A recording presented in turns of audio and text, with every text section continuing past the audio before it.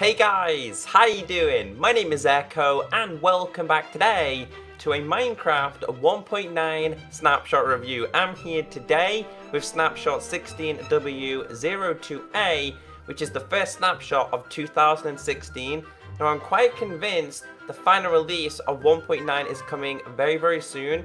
These snapshots really don't have too many changes, but I want to make sure you're all updated. I'm really looking forward to 1.9 and doing some kind of a let's play and just having new features available. Hopefully this year Mojang can focus on a few new updates for Minecraft, because last year we only had one, I believe. So yeah, hopefully this year is going to be promising. Also, Mojang just announced the release of their new game Coalboat, which was their main focus, which is coming in February 2nd, I think, to be specific, which means that the actual developers can now focus on Minecraft once again. So let's get into this. If you do enjoy it, be sure to thumbs it up, and hopefully we get announced really soon. So single player, I'm going to go into this world.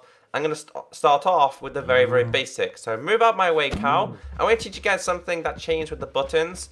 Now, for as long as we played Minecraft, for the early versions, there's never been a specific tool to actually break these. There's never been a category for the wooden button or for the actual stone one. They've always broke the same time, the same amount. So if you break it with your hand, it's always been the same, even with the tool previously before this.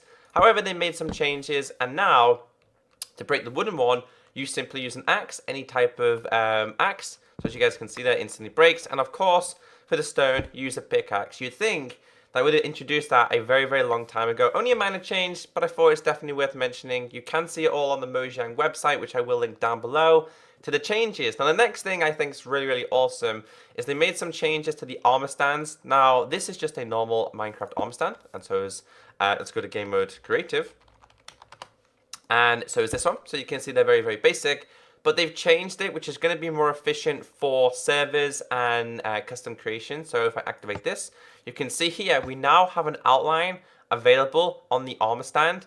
Now this is cool because if you put armor on there as well, as you guys can see, they now have a sound. So when you actually put these on, they have a sound, which is cool. Do it for yourself, check it out.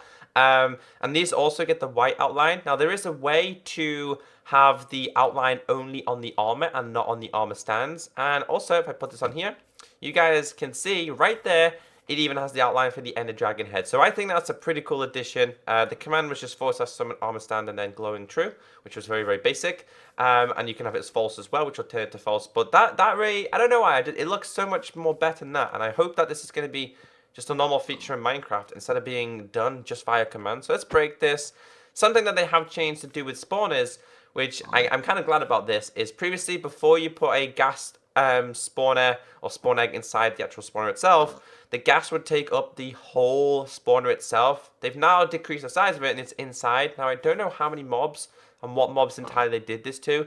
They definitely did it to the gas, because you all know when you put a gas spawner, normally you would take the whole thing, which you had no idea it was a spawner, just a giant gas spinning round. Meanwhile, the Enderman is still not inside, so I don't know if there's going to be some changes with this one. But you'll notice underneath that the tentacles still stick out. So maybe they're going to lift this up a little bit. But yeah, that's definitely one change that they have made, and I thought it was pretty cool and definitely worth mentioning to you guys. So moving on to the next thing. Previously, before this update, snowballs didn't do damages to mobs at all. That would actually... So if I had snowballs in here and you dispense them, they wouldn't do any damages to mobs. So basic and little things like this that just broke. So if I spawn this, and as you guys can see, it definitely does damage to the cow. Let's do it again. You can see there. Now, there's also something broken with the hit detection. Sometimes that the mob just always goes left and not right. So let's just see if this works this time. So that one went that side. Let's just spawn this in. You can see that it seems to be going left a lot. I don't know why, but yeah, that time it went right. I don't know if that was a basic change. So something else I want to teach you here is they've done some changes with creepers. Now I don't know if I think the creeper explosion has now been nerfed very slightly. By this I mean that they don't explode as much.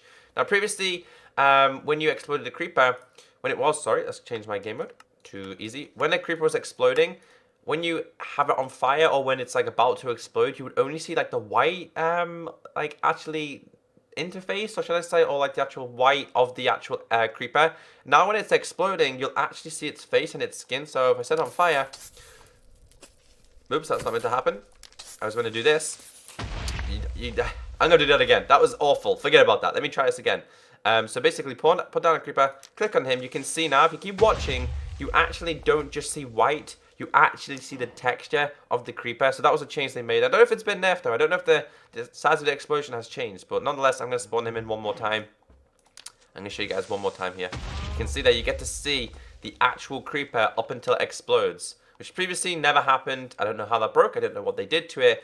And the last thing I want to teach you is to do with the Enderdragon. Now, when you spawn an Enderdragon in the overworld, it normally flies around normal. However, they actually did it on a default. So I did a default /summon and then I do Enderdragon, which is a normal command. Spawn it in, it actually stays still and it doesn't move. So it's kind of like a trophy system, which I thought was a great thing to do, because normally when you spawn an Enderdragon, you don't want to do too much damage. So that is the command that they have introduced. It's just /common, /summon space Enderdragon. So yeah, those are the changes for this snapshot. Not too much to talk about.